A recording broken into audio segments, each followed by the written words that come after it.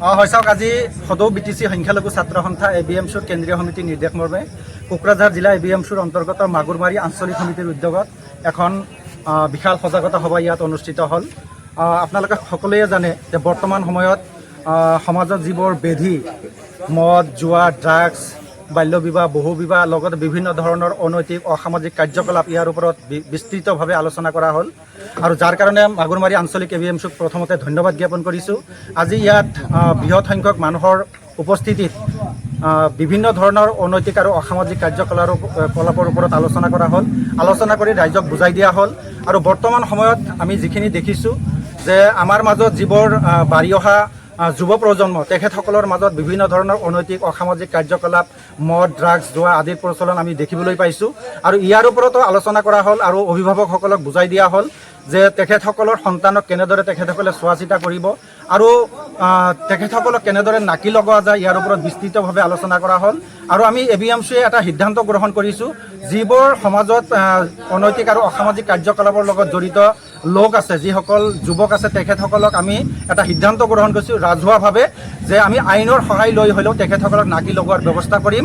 আৰু ইয়াত সম্পূৰ্ণ ৰাইজৰ সহায় সহযোগিতা কামনা কৰিছোঁ।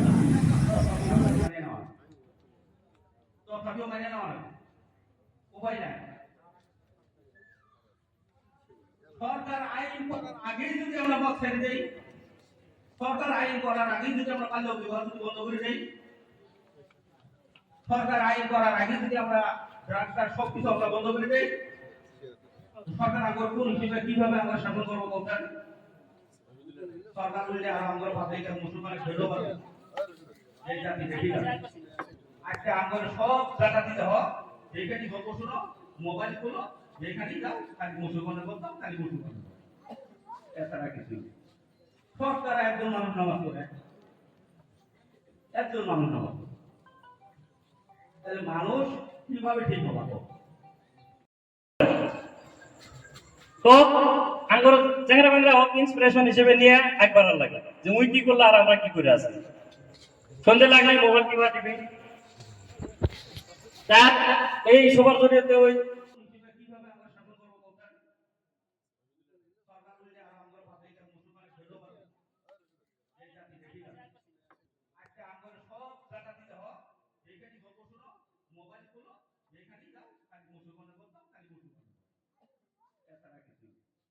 সরকার একজন মানুষ নামাজ পড়ে, একজন মানুষ নামাজ পড়ে, তাহলে মানুষ কিভাবে ঠিক হবো?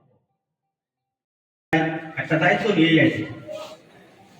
আজকে আমরা এখানে যা কিছু শুনবো, আমরা যদি এটা মাইনে চলার চেষ্টা করি, শান্তি আমরা কখনো অভাব হবো। যারা জাল বেতালে, যারা আগের বাই নাই, তাদের কথা আলাদা। যারা ইচ্ছাকৃতভাবে আসে